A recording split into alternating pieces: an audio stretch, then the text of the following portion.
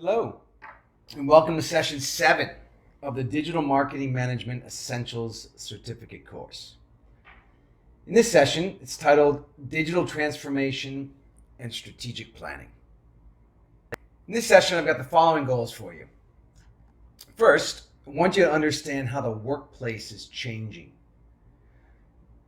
There's many new technologies and something known as digital disruption that's happening. How is that affecting the workplace? And the next, I want you to understand how the new digital economy can threaten companies. And I want to present you with a playbook for companies to shift their strategic approach in the evaluation of business concepts. All right, let's get started with the first module. In this module, we're going to present the concept of the individual revolution. What is it? Let's explore. To better understand where we are today, we first need to look at the past and the main shifts in technology and business structure that brings us to where we are. In the beginning, the first revolution was known as the agrarian revolution. This was powered by technology such as the seed, feed, and plow, which allows farming to be done in a more efficient way. At that time, business was very much centered around the family farm. This is why families were very large and you had a lot of children. It was easier to maintain the family farm that way. Everyone worked together and they produced food and they were able to trade. That was the agrarian time period. The next revolution was known as the Industrial Revolution. This took place between 1830 to 1940. During this period, the technology of power and the ability to mass produce power, electricity, in an efficient way brought about the factory. And this allowed things to be produced in a mass production way. Jobs were produced at an extremely fast pace, as now people can move off the farms and they can move into the factories. It's one of the fastest growing times of job creation in the history of mankind. All right, now let's fast forward a bit. In the 1980s, this is when the information revolution came about. This was driven by the invention of computers, software, and the internet. But in the early days of the information revolution, it made corporations very powerful. At the time, the technology was still so expensive. So the only entities that could afford the technology were corporations. In this photo, we can see one of the early computers, what was known as the mainframe.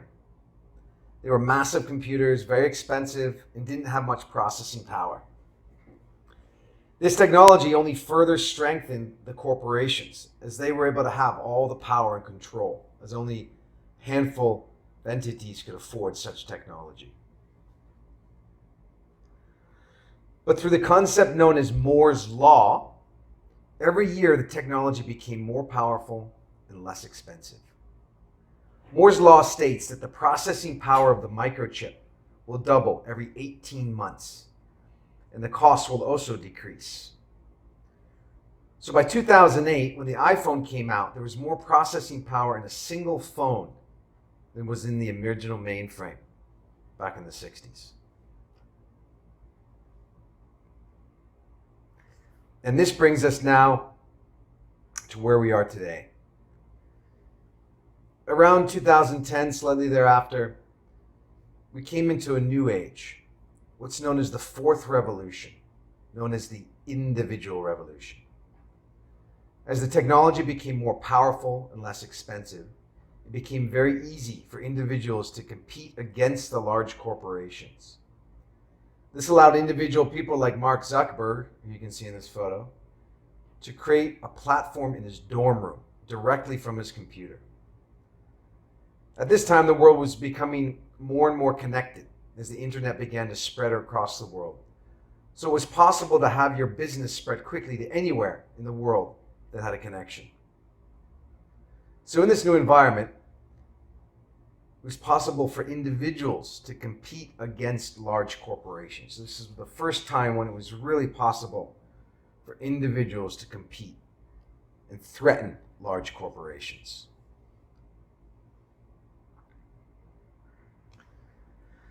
I now want to highlight one of the main technologies that is powering the individual revolution, and that's known as cloud computing. The development of cloud computing has made it possible for any person or small company, startup, to have the capabilities of a large corporation at a fraction of the cost. In the past, IT costs were a barrier to entry, but this no longer exists. Let's take a look at this short video that explains.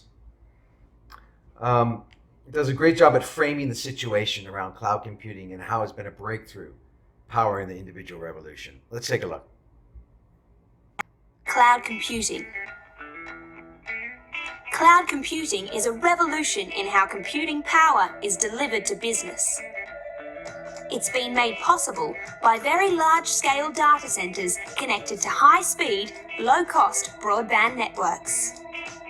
Today's users require 24/7 secure access to more business apps, on more devices, wherever they are.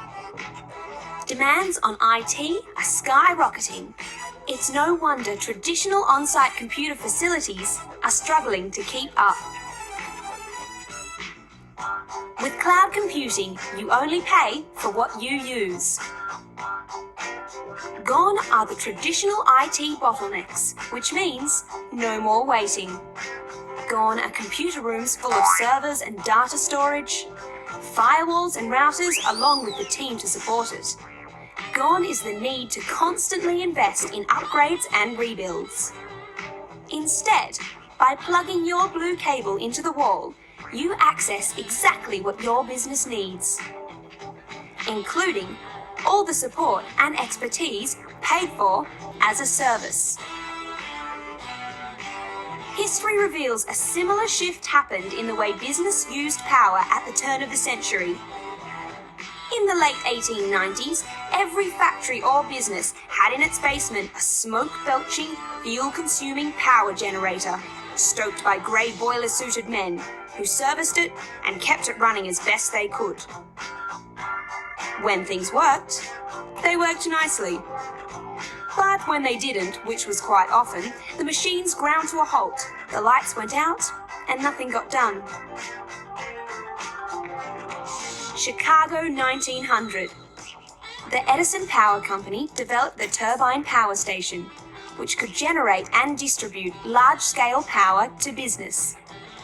This provided cheaper, more reliable and cleaner power than any factory or business-based generator, without many of the headaches. By 1920, most businesses had made the switch.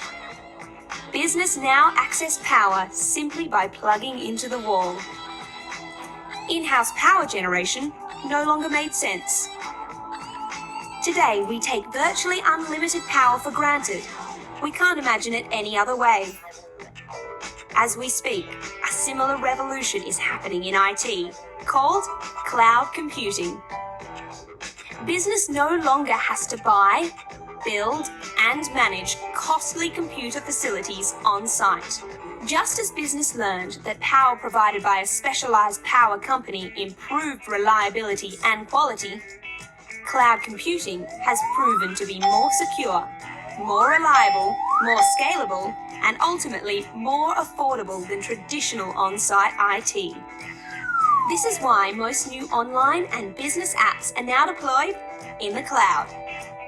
Just like electricity 100 years ago, a business can now access all the cloud computing infrastructure it requires as a service for all its users, wherever they are, on whatever device they use. This is called Infrastructure as a Service, IaaS for short. Your applications remain the same, but running on more reliable cloud infrastructure. This is where most businesses will start to use cloud. Apps will be migrated as existing in-house infrastructure reaches the end of its life. IaaS is the power station at the core of all cloud models. PaaS, or Platform as a Service, builds on the power of IaaS as a platform to make it easier to collaborate and develop software. SaaS, or Software as a Service, is the icing on the cake. Fully serviced software running on fully serviced infrastructure. Gone are upfront investments for new business application packages. So, cloud can be all three models with IaaS at the core. As demands on your in-house IT go through the roof, contact Macquarie Telecom and take it to the cloud.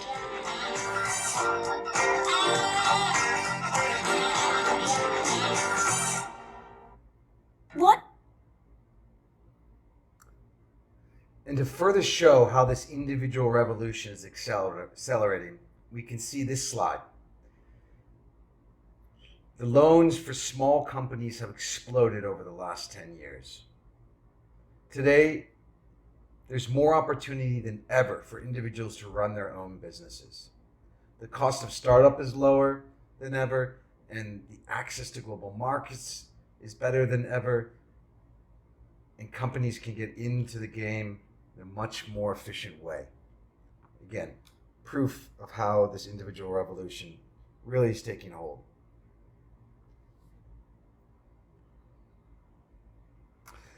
Now I want you to see a short video by Thomas Friedman, very famous author. He wrote The World is Flat, and he did this interview around 2010.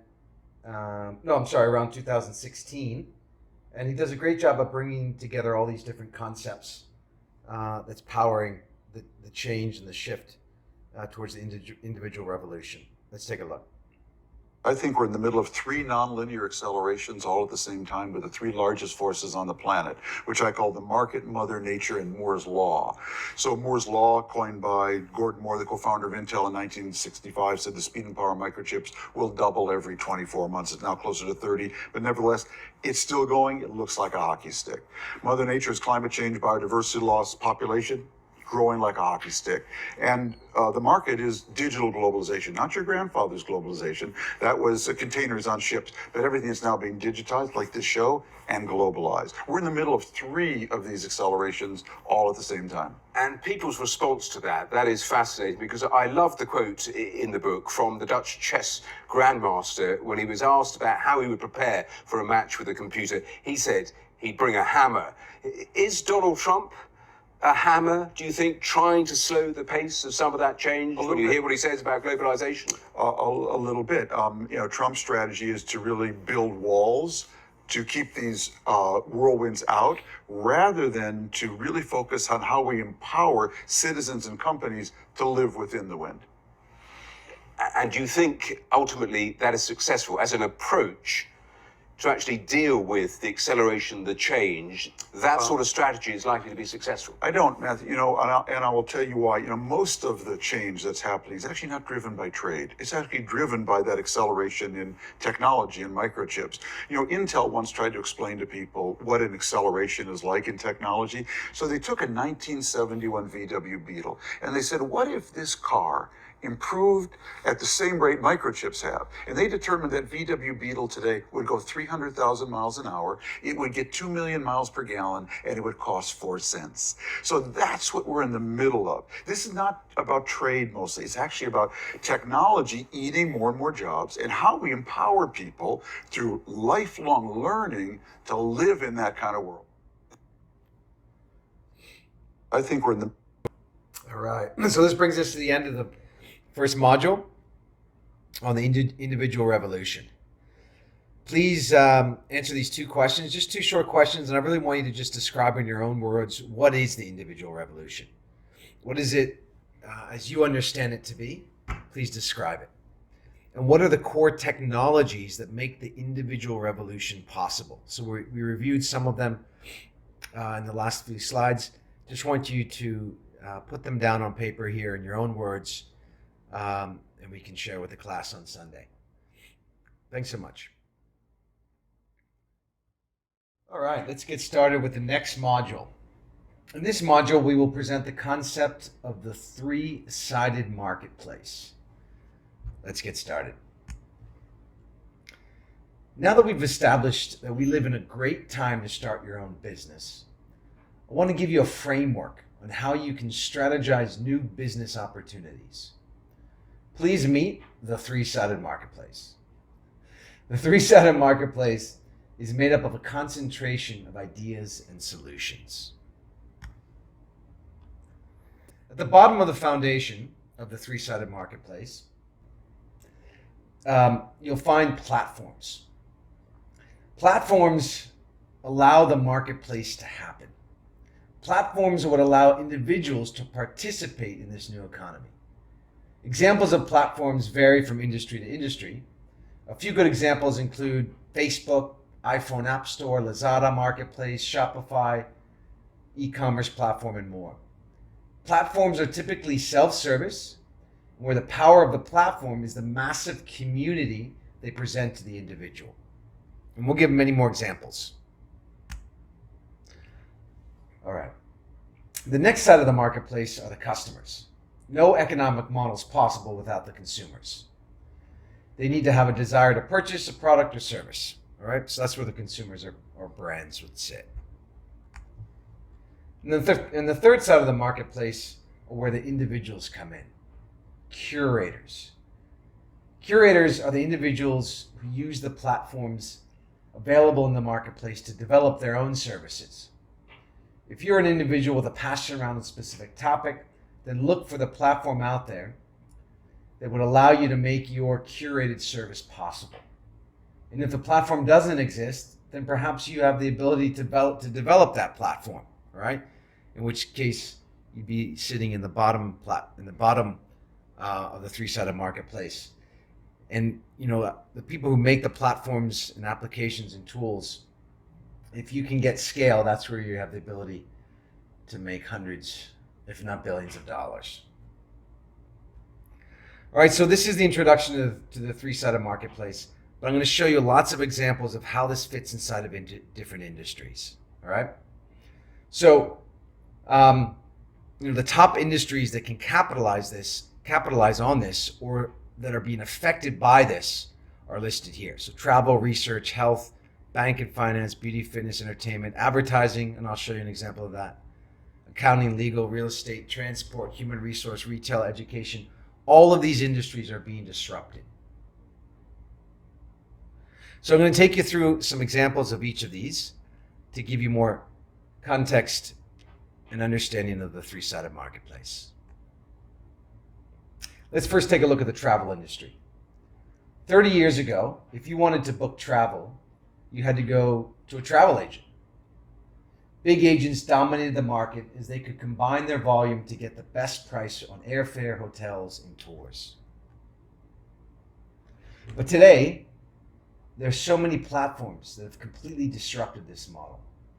Now the price and the ability to book is in the control of the consumer via platforms like Agoda, Viator, TripAdvisor, and more.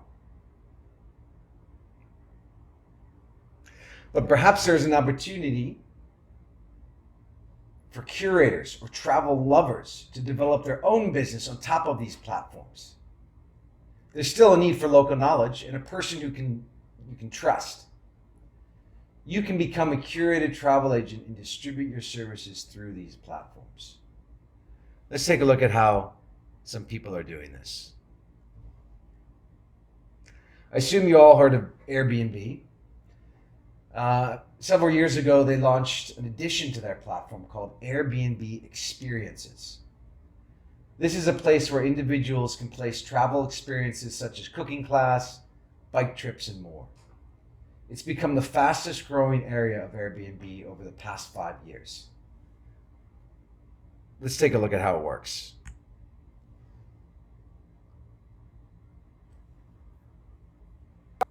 Ten years ago this month, Airbnb, 10 years ago, Airbnb's been in business. Think about that. Disrupted the hotel industry and changed how people travel. Its latest innovation is selling what you do on vacation as much as where you sleep. There are more than 15,000 different experiences, they're calling them, around the world that you can book on the site now. And they include everything from walking with wolves to aerial yoga. Jamie Yuka shows us how these experiences are often picture-perfect adventures tailor-made for social media. Left to Victor, so take off 1 2 right. Here we go.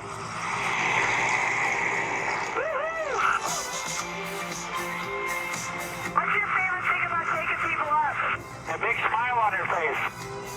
Arizona pilot Craig Judd is giving me the ride of a lifetime in his 1943 open cockpit biplane, or as the Airbnb platform calls it, an experience. I'm going to do the hammerhead stall. You got to open your eyes. And we just bring it straight up slowly, full power. Slows down. Then we go over.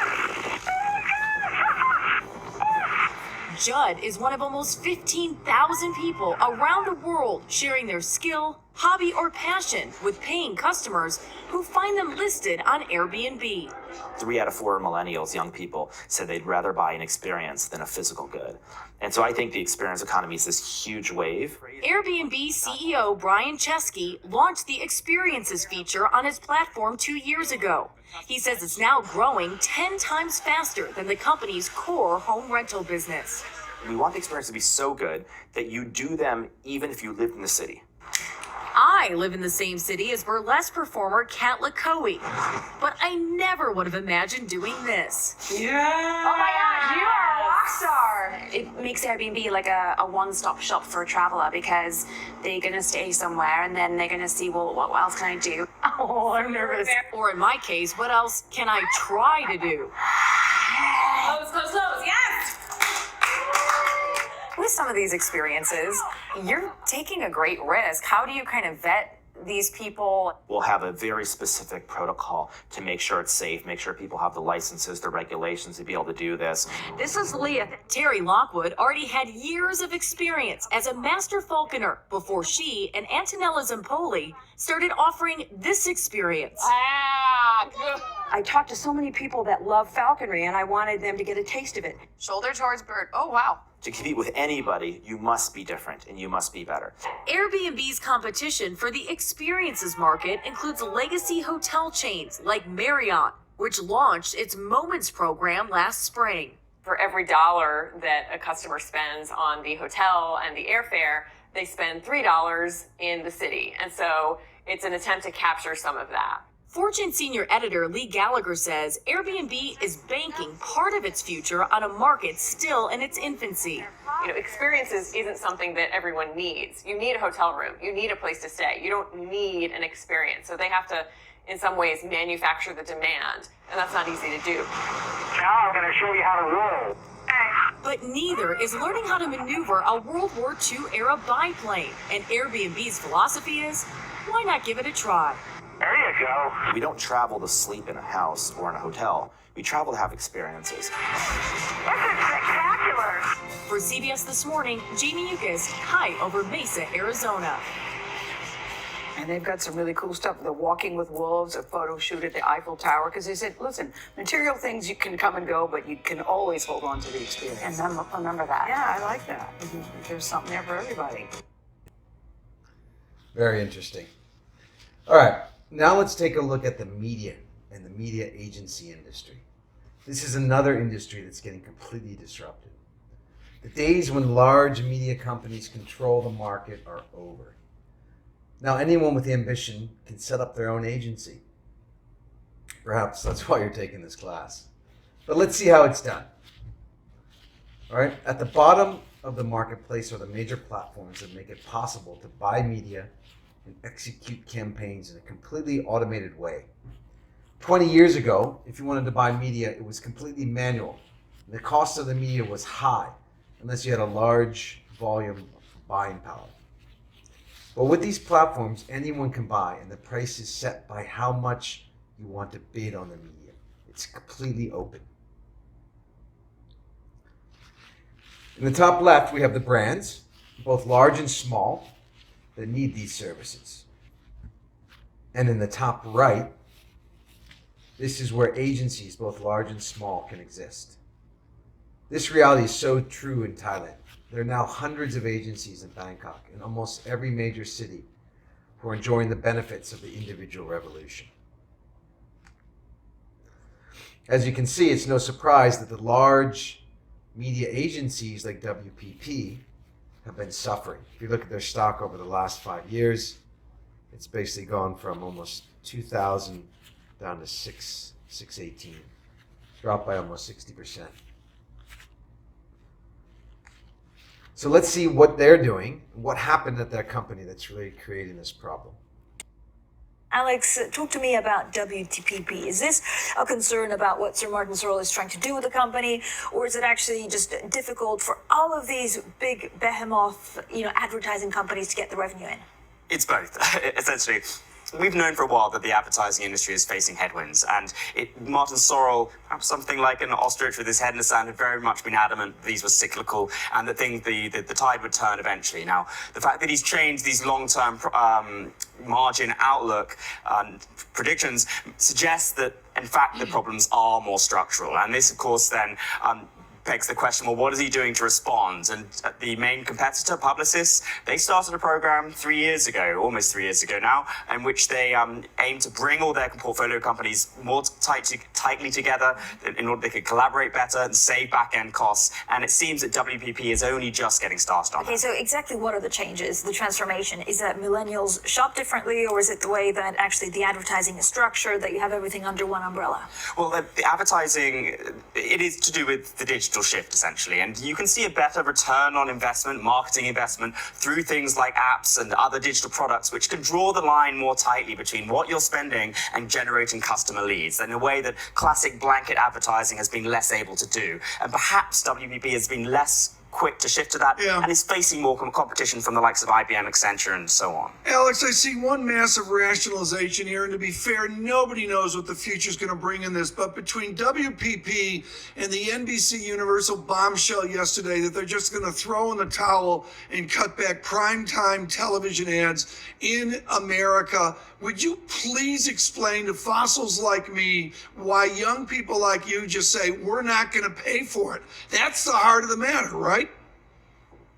Fundamentally, yes, and I'm a huge hypocrite in the sense that I'm a journalist, but I have very few media subscriptions, for instance. But we are sort of seeing, in fact, that the likes of Amazon Prime Video, they are also increasingly looking at pushing more ads into their service as a way of generating more revenue on top of it. So ads aren't dead.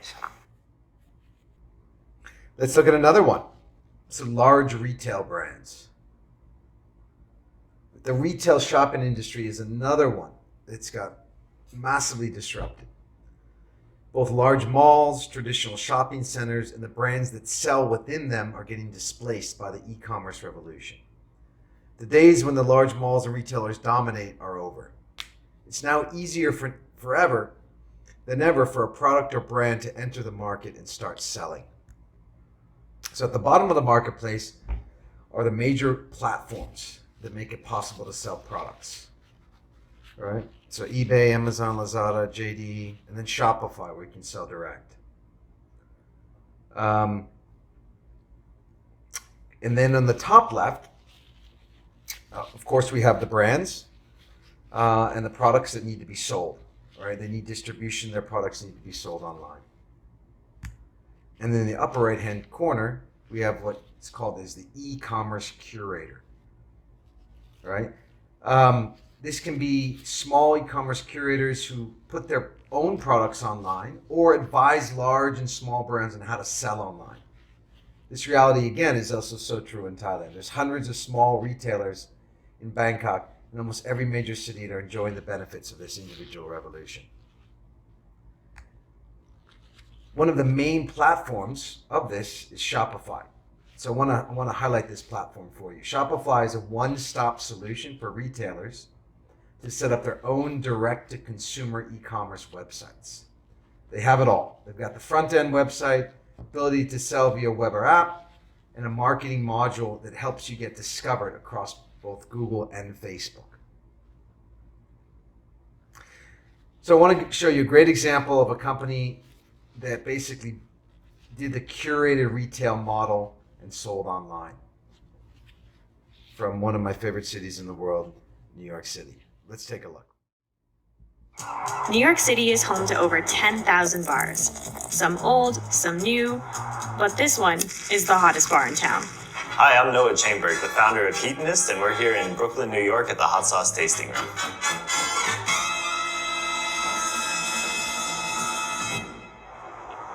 When we first opened up the shop, some people would pop their head in the door and say, "A store just for hot sauce? Good luck." I've loved hot sauce as far back as I can remember, and started back in 2013 cooking hot sauce out of my apartment, wearing a respirator and goggles. So when I was first starting, the idea was to create a place for people to try hot sauce before they buy it. And a friend of mine heard about what I was doing and said, "Oh, you gotta try this hot sauce from the small town I'm from in Colorado." And I tried it and it was really good and really unique. And I wondered, how many other small makers are there like this? And discovered that, wow, there's a lot of these. It was a whole movement. Some of the more popular pepper types that people know would be like jalapeno, habanero, serrano, ghost pepper. But we have in the shop here probably sauces with 50 different types of chilies. So there's things like Trinidad Moruga scorpion pepper and Carolina Reaper. We have Pepper X. When you come in here to the shop, every bottle on the shelf is available to try. The first one we'll try is a local sauce that's made here in New York. It has apple cider vinegar, so it's almost a little relishy. It's really tangy. I think a lot of people are intimidated by hot sauce because they haven't had the one that's right for them in the past. They may have had something that was too spicy or too vinegary or just too much of something. So the idea that they could come into a place and talk to an expert who will find something that's really ideal for them opens doors to a lot of people and really makes it much more approachable. And this is the website that's powered by Shopify. Hedonist, purveyors of fine hot sauces. Right, so this is a good example of really how retail is getting disrupted. You know, as an individual person, he can create distribution online and he can curate, so he doesn't even need to produce his own product. Right, great example of the individual revolution that we're living in right now.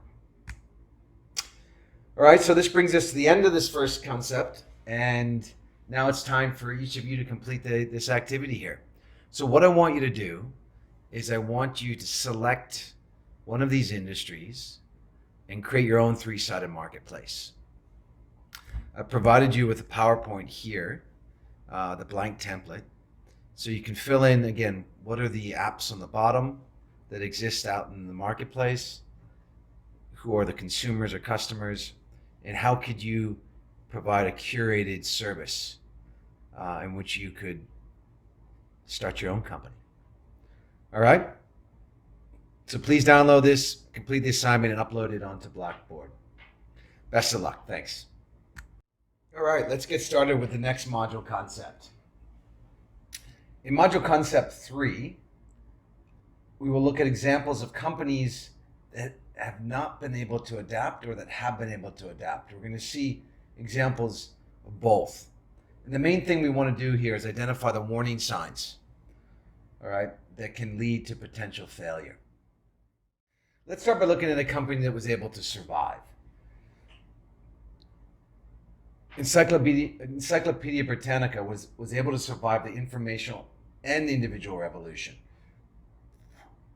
They're a company that's over 250 years old, and for years they had a monopoly in the market, as they were the only encyclopedia that touted themselves as credible facts of history.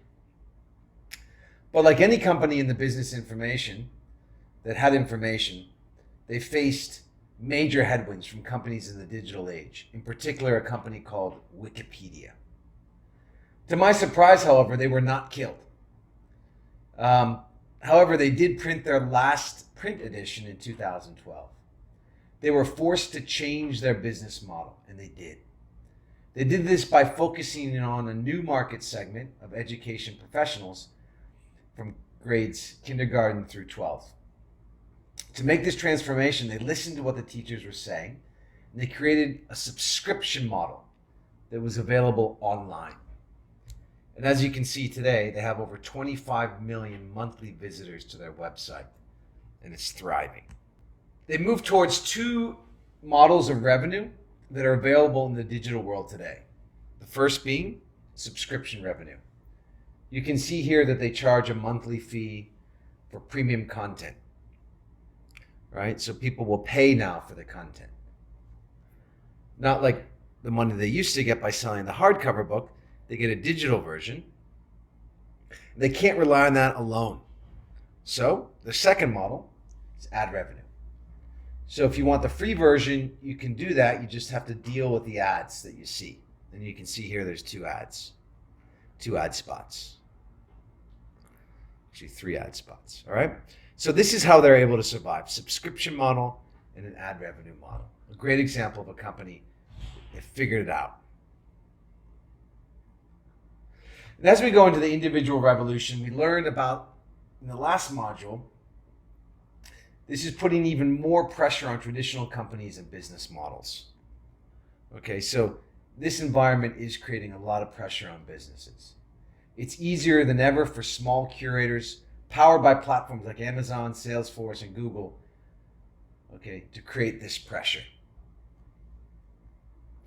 So today, as we move into the individual revolution, larger companies can either fight or embrace the change.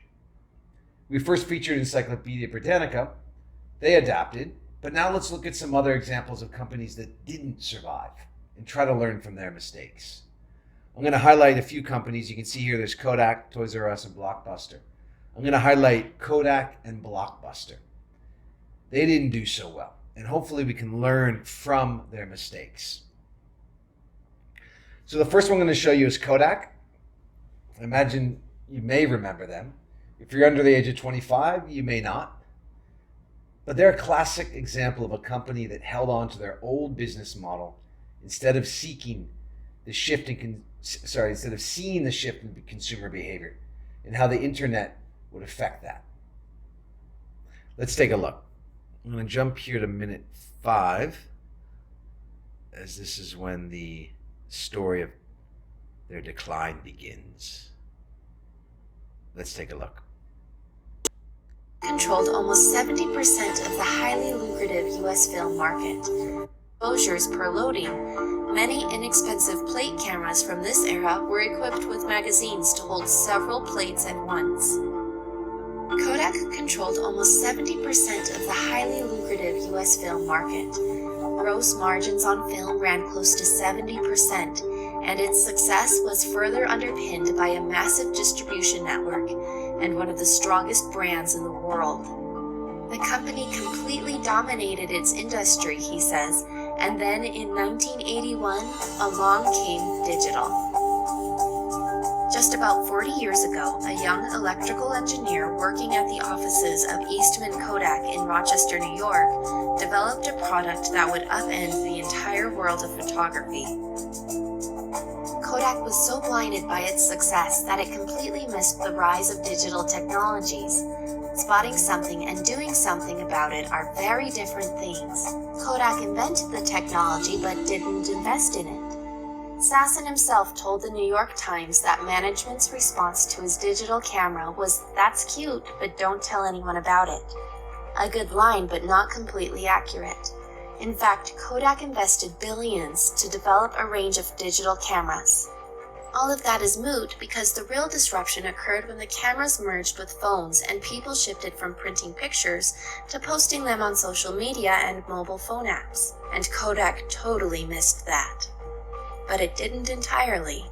Before Mark Zuckerberg wrote a line of Facebook's code, Kodak made a prescient purchase, acquiring a photo-sharing site called Ophoto in 2001. And then there's Ophoto. Do you guys know this one? Ophoto? No. It was so close. Imagine if Kodak had truly embraced its historical tagline of "Share memories, share life." Perhaps it could have rebranded Ophoto as Kodak Moments instead of Easy Share Gallery. Maybe in 2010 it would have lured a young engineer from Google named Kevin Systrom, founder of Instagram, to create a mobile version of the site. In real life, unfortunately, Kodak used Ophoto to try to get more people to print digital images. It sold the site to Shutterfly as part of its bankruptcy plan for less than $25 million in April 2012. That same month, Facebook plunked down $1 billion to acquire Instagram, the 13-employee company Systrom had co-founded 18 months earlier. The right lessons from Kodak are subtle. Companies often see the disruptive forces affecting their industry. They frequently divert sufficient resources to participate in emerging markets. Their failure is usually an inability to truly embrace the new business models the disruptive change opens up. Kodak created a digital camera, invested in the technology, and even understood that photos would be shared online. Where they failed was in realizing that online photo sharing was the new business, not just a way to expand the printing business. Given that Kodak's core business was selling film, it's not hard to see why the last few decades proved challenging. Cameras went digital and then disappeared into cell phones. People went from printing pictures to sharing them online. The company filed for bankruptcy protection in 2012, exited legacy businesses, and sold off its patents before re-emerging as a sharply smaller company in 2013. Once one of the most powerful companies in the world, today the company has a market capitalization of less than $1 billion. Kodak remains a sad story of potential loss. The American icon had the talent, the money, and even the foresight to make the transition. Instead, it ended up the victim of the aftershocks of a disruptive change. So they're worth $1 billion now. And that's the same price that Facebook bought Instagram for in 2010. But now today, Facebook and Instagram are worth over $500 billion. But it's easy to understand why they missed it. They were so focused on their film business, they didn't realize that it was just a business that would eventually die. All right, let's take a look at the next example. Classic example of a company that was able to adapt, but they didn't. They had a chance, just like Kodak, to adapt, and that company is called Blockbuster Video. So before there was streaming video, there were video rentals. Thailand had a company, I think Mangpong, which is also out of business. So Blockbuster's out of business, and the Thailand equivalent is also out of business. But let's take a look at what happened. Let's try to understand their story.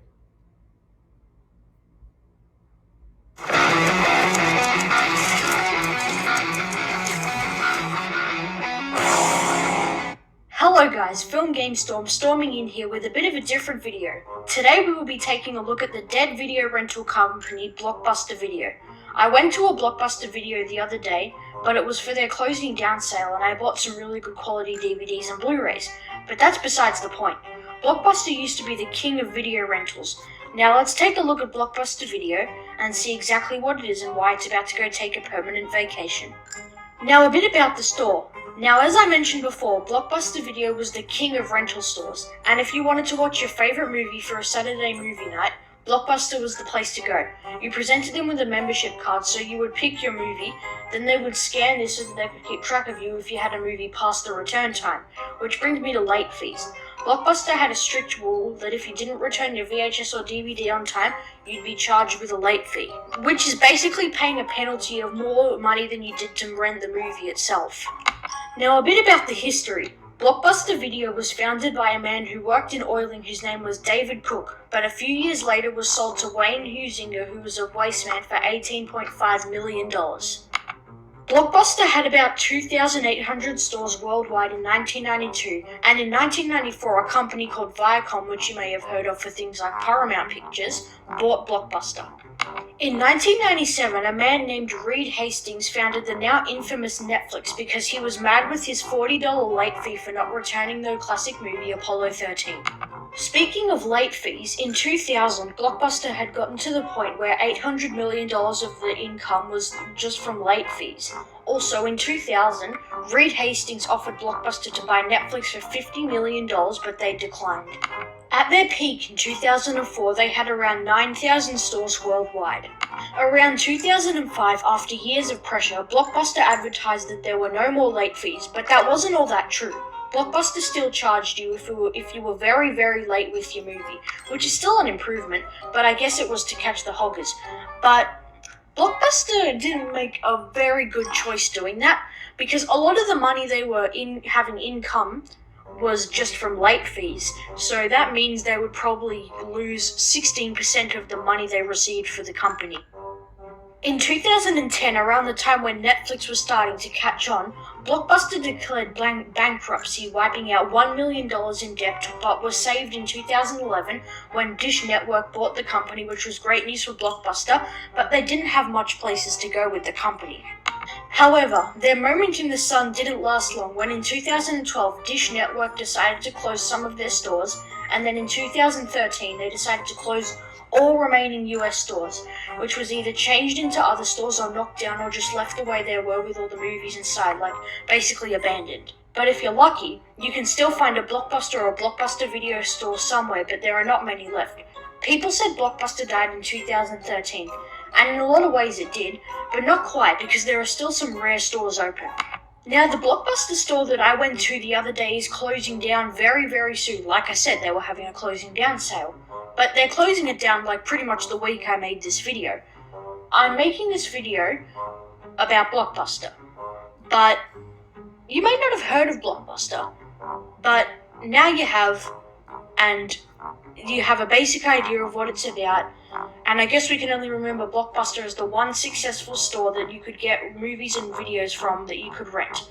Thanks for watching this information video. So another example of a company that went out of business and they had a chance to sell to Netflix. Or they had a chance to buy Netflix, for $50 million. I don't know if you missed that, if you heard that part in the video. So they could have completely transformed their business, but they missed it. All right. So that brings us to the end of this module, and I just want to ask two main questions, one from each of the videos. In the case of Kodak, what service did they have that could have saved the company? What was the name of that service? And what similar company saw the future and did win? And in the second case of Blockbuster, what technology innovation did they miss seeing? What company ended up replacing them in the market? Very easy. Just want to do a quick test to make sure you're listening. Please complete the assignment, turn it in on Blackboard. Thank you. Welcome to the last module in this session. In this module, we will present the Customer Network Framework. This framework will allow companies to transform their business strategy and give them a better chance of survival in the rapidly changing digital world that we live in. Let's get started. The first thing you need to understand is that the customer and how the customer is changing. At the end of the day, the relationship we have with the customer is the most important element in the business success. If we can build a strong relationship and meet their needs, then we can build a lasting business. So now let's take a look at how the brand relationship is changing with digital. Customers as a mass market are now customers as a dynamic network. Due to the emergence of social networks, we need to find a way to tap into different networks and craft our message to the different communities. Communications and our broadcast to customers is now two-way communication. Because of the way that digital communications and ads are displayed, customers can now comment right away, and they can even chat with us. Brands need to embrace this and put a process in place to continually hear the feedback. The firm is the key influencer, is now shifting to be, is now where the customers are the influencer. The consumers and customers are your influencers. Brands can just tell the market what they think, but the customers have the ability to tell us what they think as well. And if they have enough followers in their network, they can become our key influencer and spread to their network and their friends. And lastly, we once had marketing to persuade purchase, where now we need marketing to inspire purchase. The way we communicate needs to inspire, not just persuade. So now I'll give you a framework that will allow your brand to operate in this new reality. On this slide, I'm going to present the 4 customer network strategy. The first is access strategy. This is about giving customers the ability to access your products or services in a faster, easier, everywhere, and always on framework. The engage strategy. This is about giving your customers content that they value, that is relevant to them. If you can do this well, it will strengthen and build a relationship that will last. The next is the customized strategy. Every customer is different. They would love some level of personalization that meets their exact needs. So we need to make our offering adaptable to their needs. And lastly, the connect strategy. This is about allowing your customers to become part of the conversation. So we're going to do a deep dive into each of these. The first is the access strategy. Again, the access strategy is all about being faster, easier, everywhere, always on. The key to an access strategy is simplicity, convenience, ubiquity, and flexibility. Let's review some tactics that a brand can use to implement the access strategy. Number 1, mobile commerce. As almost everyone in the world now has a smartphone, you need to develop strategies where you can transact or engage with your brand on a mobile device. Number 2, omni-channel. I don't want you to think just about mobile for e-commerce to home, but also for engaging in the physical world. How can we use the tool of the mobile phone to make life easier for our customers offline as well? And the last is on-demand services. Customers demand services to be available anytime, anywhere.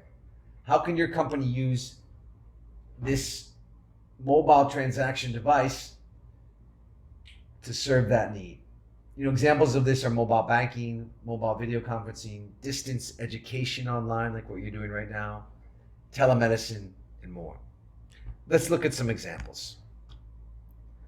First one comes from Starwood Hotels. This is a great example of the access strategy.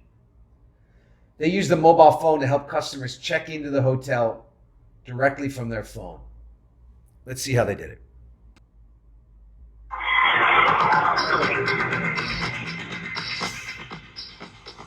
Traveling, whether for business or pleasure, can be frustrating, but mobile technology is easing one travel woe. Instead of fumbling for a hotel key card, you may soon just reach for your smartphone. This month, 10 Starwood hotels will allow guests to unlock their rooms with a tap of their phone. The keyless feature should roll out at all W, Aloft, and Element hotels starting in 2015. To use the feature, guests need an iPhone or Android device that's Bluetooth Low Energy enabled. That's how the phones talk to the door locks. And the free Starwood Preferred Guest or SPG app. SPG members will start with a one-time process to register their device with us. From that point on, when they make a reservation at any W, Aloft, or Element hotel globally, they'll receive the option to use SPG Keyless when they check in. A major convenience of this technology is that you can bypass an often time-consuming step, checking in at the front desk. Just open up the app and head straight to your room. You get push notifications with your room number. You also get notifications saying what preferences we were able to deliver. So you've been upgraded, for example, and then you get a notification when you check out as well. To open the door, guests hold the phone up to the lock and wait for the green light. Keyless entry could eliminate the need for key cards altogether. Yeah, we really started by looking at the entire guest experience and how we can leverage SPG Keyless to enhance that. So whether it is the elevator locks in certain hotels, the locks on the gyms. To ensure security, Starwood partnered with a smart lock company. The key it will only work on your phone, not anybody else's phone, so it can't be taken and put on anything else. And if you lose your phone, the key is immediately redacted. It's taken away from the system. So in terms of security, it's at good as, if not higher, than the card that you used to carry around. Still, if a phone is stolen and not passcode enabled, someone could learn your room number. But Starwood is assuming guests will notice a missing phone before a missing key. Other hotels that have gone mobile include San Francisco's Personality Hotels Group. Hilton also plans to introduce keyless entry and a mobile feature that lets guests choose their rooms. Now that's a travel perk. In San Francisco, I'm Sumi Das, CNET.com for CBS News. All right, let's look at another example of the access strategy. This is from Tesco in Korea. They wanted to make it easier for their customers to shop. And they did have online shopping, but they came up with a very innovative way to introduce this service to the market. I love this case study. Let's take a look. South Korea is a unique market. Tesco has been evolving itself, adjusting to the local market. It even changed the name itself from Tesco to Home Plus.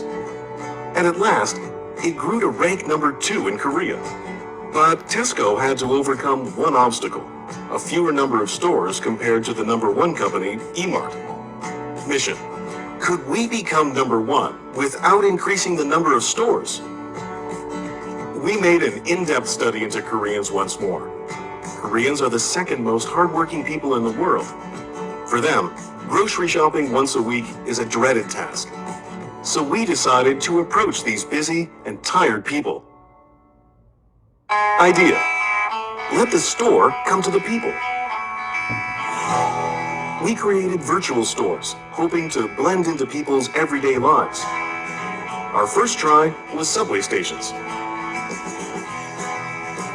Although virtual, the displays were exactly the same as actual stores, from the display to the merchandise. Only one thing was different. You use smartphones to shop. Scan the QR code with your phone, and the product automatically lands in your online cart.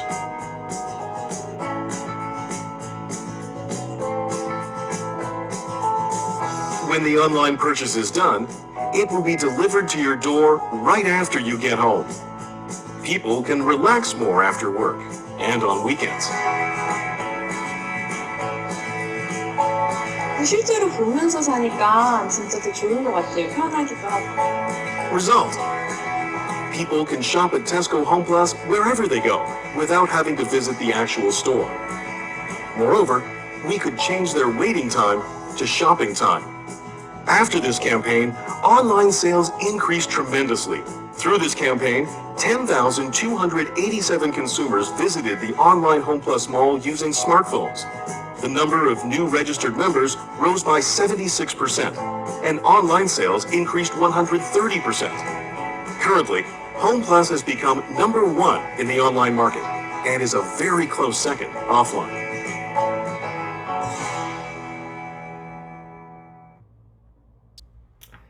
And the last example we're going to show of the access strategy is from Domino's Pizza in the US.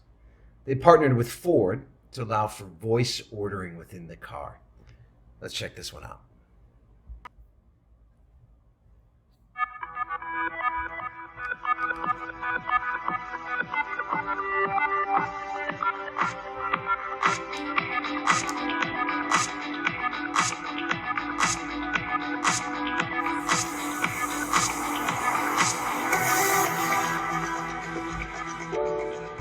Please say a command.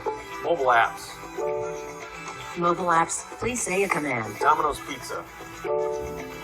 Domino's Pizza, how can I help you? Easy order. You have an easy order. It's a delivery to 30 Main Street and contains 3 products for $28.42. Would you like the full order details? No. All right. Would you like to place the order? Yes. Okay, let me take care of it for you. Your order has been placed. It will be delivered in 20 to 30 minutes. Your order is being prepared. Would you like to track your order?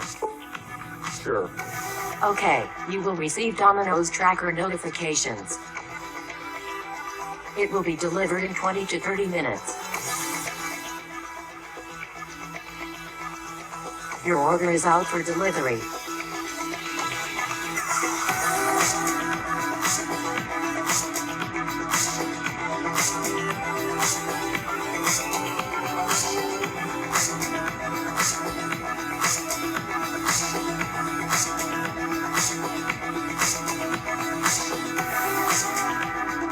Enjoy your delicious Domino's pizza.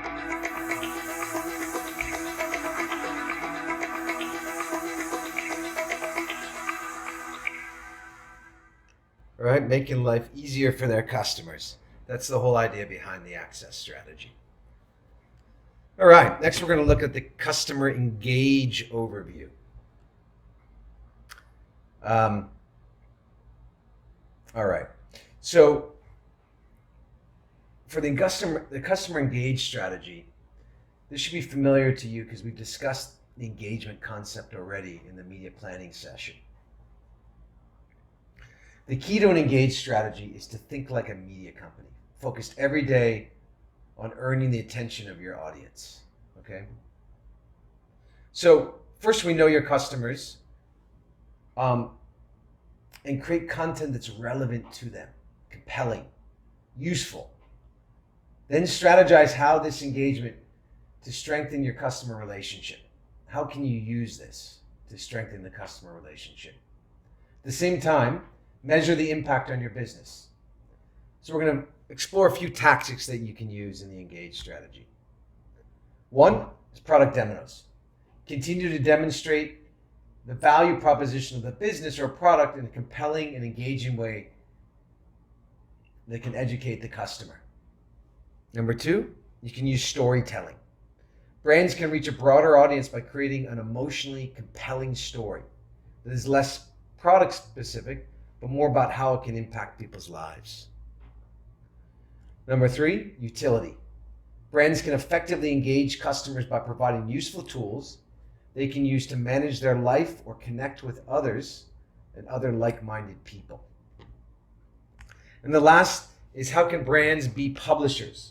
In some cases, brands move beyond individual pieces of content and engage customers by becoming the publisher themselves. So I'm going to show you an example of each of these. Let's run through it. The first one is by L'Oreal. This is actually quite a long video, so I'm just going to show you very briefly. But this was about a tattoo cover. And this product basically covered a tattoo, can cover your entire body. And to demonstrate how to use this, this is their example of a product demo.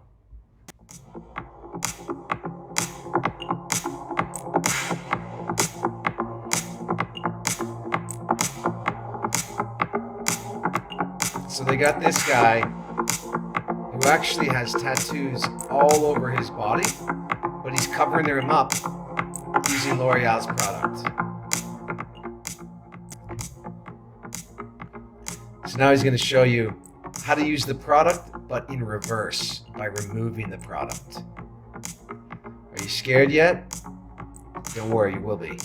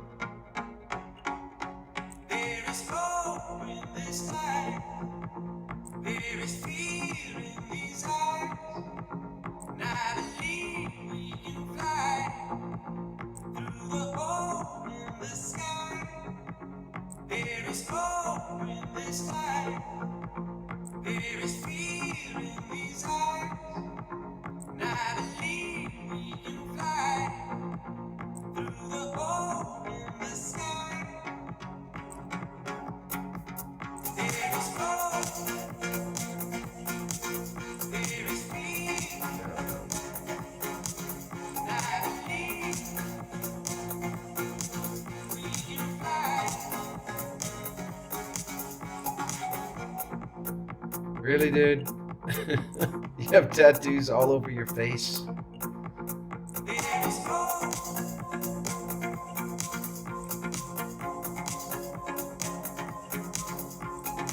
So this video was made. They put it up online on YouTube, and they had over 8 million people watch it in the first few weeks. Most of it was viral. All right. So here's an example of a product demo.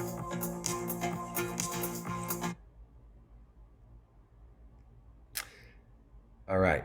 The next example is of storytelling. So for storytelling, really, it's about how your product can be used in people's lives. So you're telling a story about someone's life through the lens of their product. Corning Glass is one of the world's largest glass making companies. They have the glass that sits on iPhones and smartphones. It's a very, very durable glass, and it's really the future, and it's going to be the future of touch and surface type computing.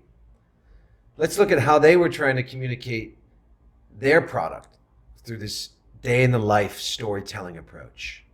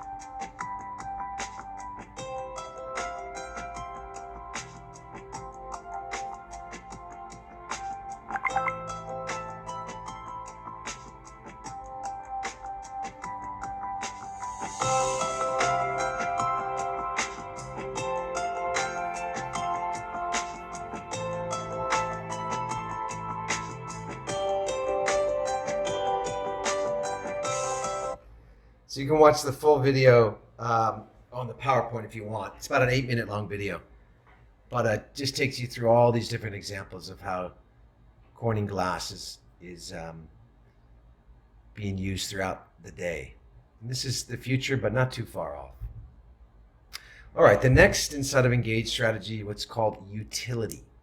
So utility is all about providing a tool that people can use to become useful in their life. And the trick to it is to be able to tie the tool that you create back to your brand somehow.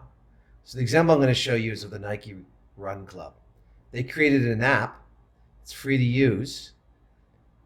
And obviously, they're trying to win over the running community. So this is how they tie it back to their brand as they make running sneakers. Let's take a look.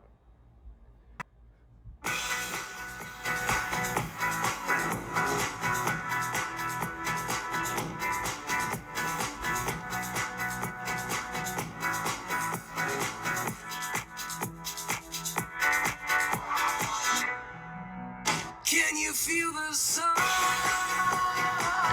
washing over me? Can you see the sun watching over me?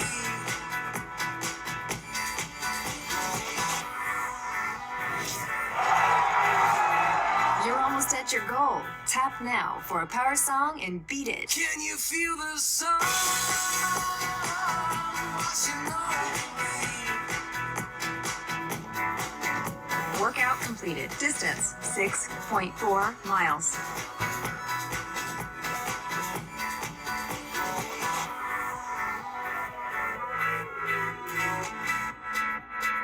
Can you feel the sun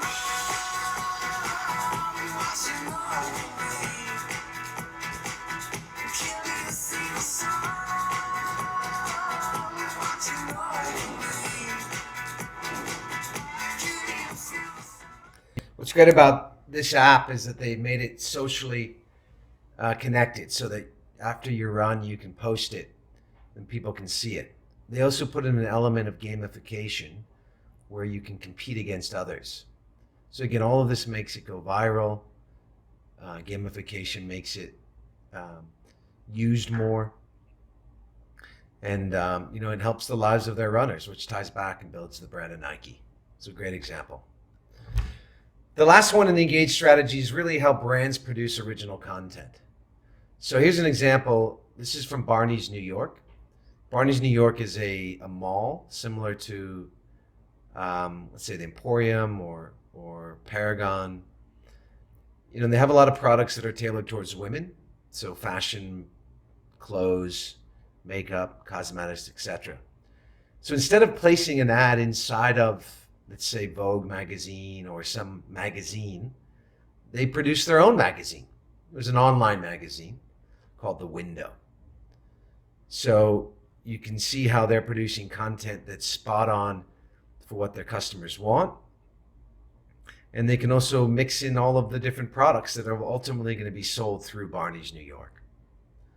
So there's a great strategy of producing content. Good example. All right, so this now brings us to the customized strategy. For the customized strategy,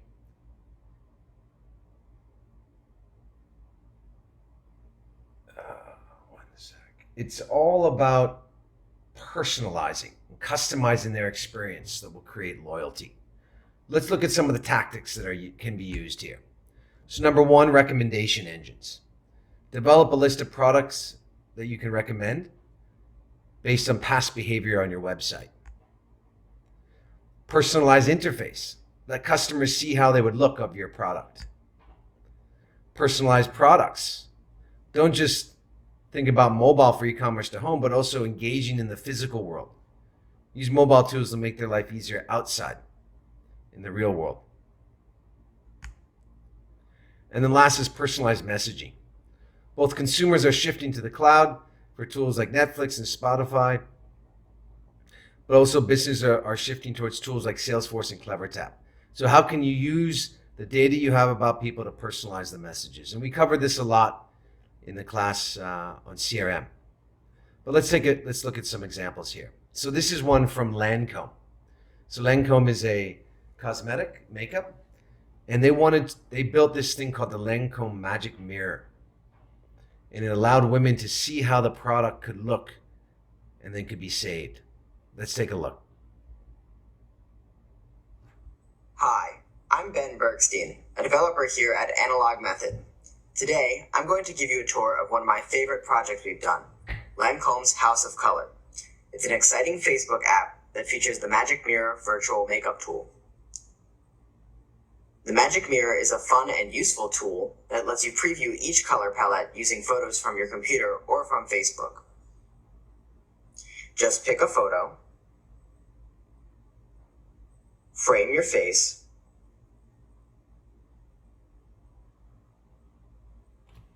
position the makeup, and adjust the shape so it makes you look great.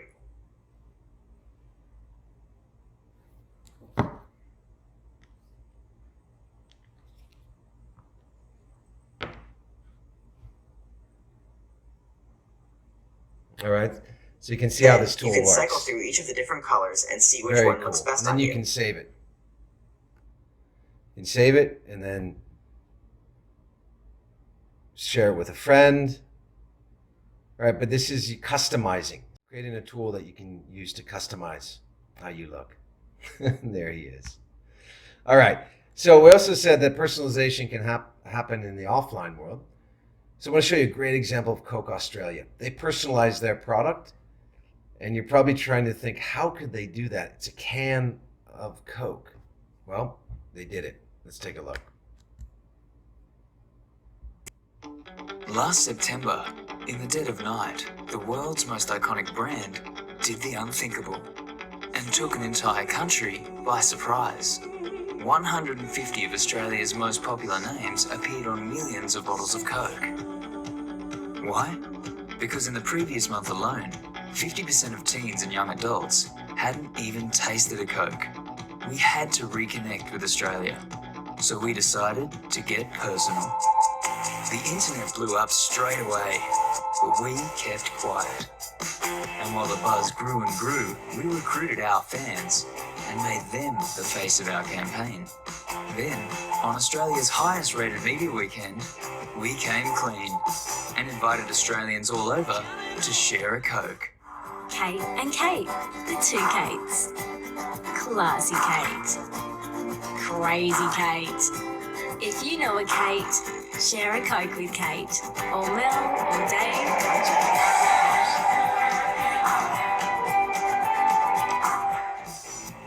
Our message was everywhere, digitally and interactively at Sydney's iconic Coke billboard.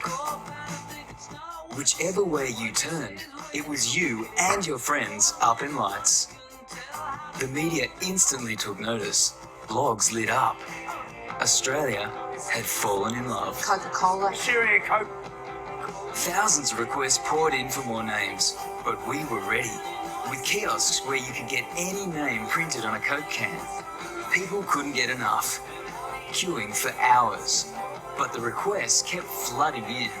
So we put it to a vote and asked Australia who they wanted to share a Coke with most. And after 65,000 people got their say, 50 new names were released. We invited everyone to share a Coke, and share they did.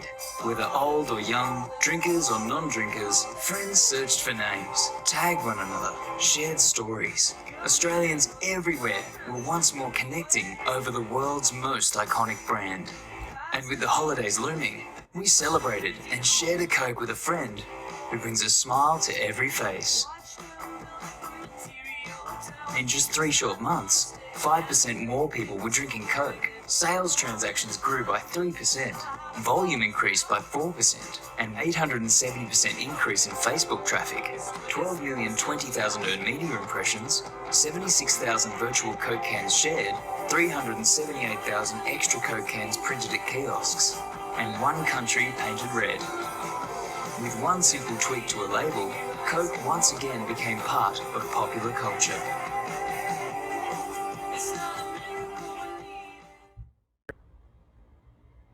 All right. And this brings us to the last pillar in the customer strategy, which is customer connect. So in the customer connect, you want to learn about your market and become closer to your customers. The goal is not conversation for its own sake, but value creation for your business. So it's really about connecting with your customers and getting feedback from them. Here are a few tactics that you can use. Number 1, social listening. Customer conversations can be a tremendous source of market insight for your business. You need to get involved in social listening. Number 2, social customer service. Many businesses find that social media can serve as an effective channel within their customer service mix, alongside call centers, instant chat, and other tools. If a business is able to answer questions successfully, it can impress not only one customer, but a network of others as well.